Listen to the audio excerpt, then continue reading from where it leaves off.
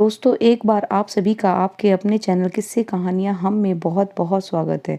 आज निशा को देखने के लिए लड़के वाले आ रहे हैं। निशा नीले रंग के सूट में एक मोरनी की तरह लग रही थी।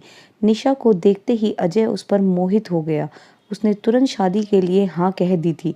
लड़का और लड़की के घर वाले दोनों ने मिलकर अजय और निशा को एक अलग कमरे में कुछ बातें करने के लिए भेज दिया था कि लड़का लड़की एक दूसरे को समझ सके। बातें करने से निशा को भी अजय एक अच्छा इंसान लग रहा था। निशा भी मन ही मन अजय के साथ अपनी जिंदगी बिताने के सपने देख रही थी। देखते ही देखते सभी घर वाले मिलकर निशा और अजय की शादी तय कर देते हैं। कुछ ही महीने बाद निशा और अजय की शादी तय हो जाती है। लेकिन इसी बीच में निशा अजय दोनों फ़ोन पर, कभी व्हाट्सएप पर, कभी ईमेल पर एक दूसरे से बातें करते हैं। निशा को अजय बहुत अच्छा लगने लगा। अब तो निशा रात को बिस्तर पर सोते हुए अजय के ख्यालों में ही रहती है। उसे अजय अपने सपनों के राजकुमार की तरह लग रहा था। निशा अजय की बातें करते करते और शादी की तैयारी में लगे हुए दिन कैसे निकल जाते हैं पता भी नहीं चलता। देखते ही देखते शादी का दिन भी नज़दीक आ जाता है। एक तरफ जहां अजय ने लाल और गोल्डन कलर की शेरवानी पहनी हुई थी, वहीं दूसरी तरफ निशा ने भी लाल रंग का शादी का जोड़ा पहना हुआ था। जोड़े में निशा एक प्यारी सी गुड़िया लग रही थी। जैसे ही निशा शादी के मंडप पर आती है तो सभी लोगों की नज़रें झुक जाती हैं। धीरे धीरे निशा अपनी नई जिंदगी की तरफ कदम बढ़ा रही थी। शादी के मंत्र उच्चारण के बीच में निशा की शादी संपन्न हो जाती है और वो विदा होकर अजय के घर चली जाती है। बहुत ही धूमधाम के साथ स्वागत किया जाता है। फिर बारी आती है अजय और निशा की सुहाग रात की और उसकी नंद निशा को उसके कमरे तक लेकर जाती है। निशा खुशी खुशी अपने जीवन में कदम रखते हुए अपने कमरे की तरफ जाती है। जैसे ही कमरे का दरवाज़ा खुलता है तो निशा अपने कमरे को देखकर बिल्कुल हैरान रह जाती है। पूरा कमरा फूलों से महक रहा था। ऐसा लग रहा था जैसे वह स्वर्ग में आ गई है। फिर निशा को उसकी ननद फूलों की सेज पर बिठा देती है और थोड़ी ही देर के बाद वह लोग वहाँ से चले जाते हैं। अब निशा अपने पूरे कमरे में अकेली बैठी हुई अजय के आने का इंतज़ार करती है। इंतज़ार की घड़ी में निशा मन ही मन गुदगुदा रही थी। निशा अजय का इंतज़ार कर ही रही थी कि तभी अचानक से अजय ने कमरे का दरवाज़ा खोला और दरवाज़ा खोलते ही वह निशा को बस देखकर देखता ही रह गया। फिर उसने धीरे से कमरे का दरवाज़ा बंद कर लिया। कमरे का दरवाज़ा बंद होते ही निशा थोड़ी सी सिमट कर बैठ गई। उसके मन में घबराहट ने और भी तेजी सी ले ली थी। निशा अपनी नज़रें नीचे कर बैठी हुई थी। अजय धीरे धीरे करके निशा के पास आता है और निशा के पास आकर बैठ जाता है। निशा ने भी अजय का एक स्वरूप अपने मन में बनाया हुआ था। उसको सोच सोच कर मन ही मन प्रफुल्लित हो रही थी। लेकिन तभी अचानक से निशा एकदम अजय के व्यवहार को देखकर हैरान रह गई कि अजय ने उसका घूंघट प्यार से नहीं उठाया, बल्कि एकदम झटके के साथ उठा दिया। फिर निशा को एक बहुत ही अजीब नज़रों के साथ देखने लगा। फिर अजय ने निशा के सारे जेवर पकड़कर एक एक करके खींचना शुरू कर दिया। इससे निशा को बहुत ज़्यादा दर्द हो रहा था।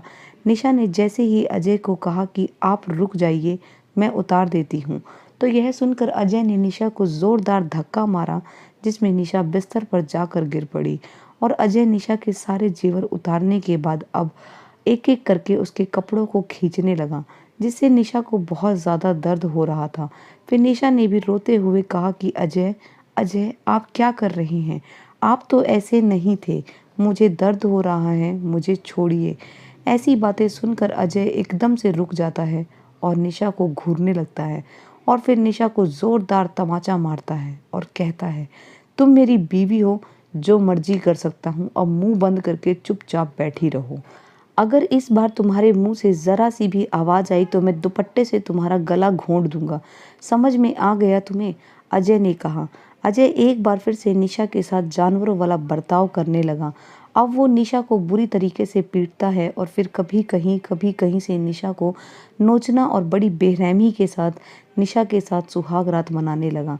निशा के लिए वह रात तो जो उसके सुनहरे सपनों के सुनहरे भविष्य की रात थी, एक काली रात में बदल गई। निशा दर्द के मारे करहा रही थी और अजय उस पर जोर जबरदस्ती करता जा रहा था। जब जोर जबरदस्ती करके थक गया तो वो वहीं पर सो गया। निशा की हालत ऐसी थी कि वो पूरी रात वहीं पर बैठी रही।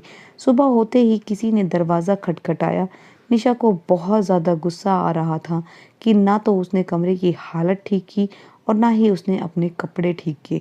उसी हालत में खड़ी होकर दरवाजे तक गई और उसने दरवाज़ा खोला।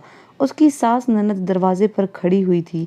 एकदम से निशा को ऐसे देखकर वो लोग उसको अपने साथ दूसरे कमरे में लेकर आने लगी। कमरे में ले जाकर कुछ नए कपड़े पहनने के लिए दिए ताकि निशा मेहमानों के आने से पहले साफ सुथरी हो जाए। मैं अपने कपड़े नहीं बदलने वाली हूँ। इस तरह का बर्ताव मेरे साथ किया है, क्या ऐसे किसी पति को अपनी पत्नी के साथ करना चाहिए? मैंने अपने घर वालों को फ़ोन कर दिया है, बस अभी आते ही होंगे। निशा अपनी सास जेठानी से बातें कर ही रही थी कि इतने में निशा के घर वाले भी वहाँ आ जाते हैं और निशा की हालत देखकर वो एकदम से डर जाते हैं।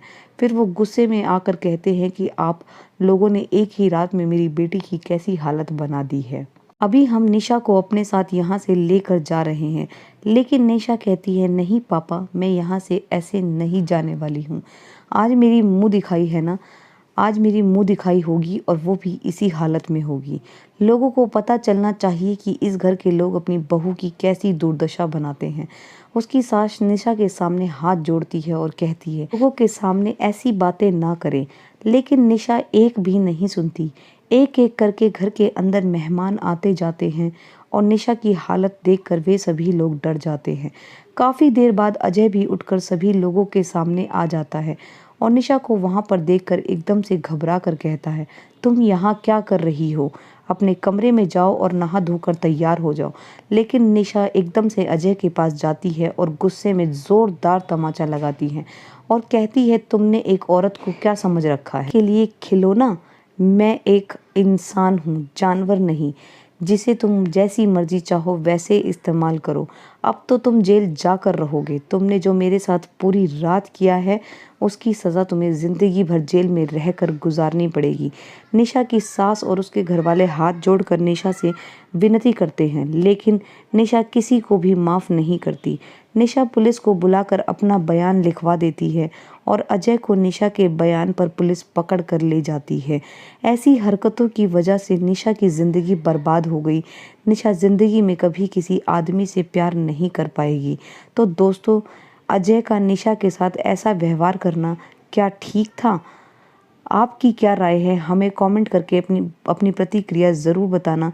कहानी को सुनने के लिए दिल से शुक्रिया।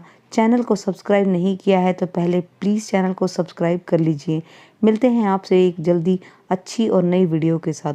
तब तक आप अपना और अपनों से जुड़े हुए लोगों का ख्याल रखिए। धन्यवाद दोस्तों।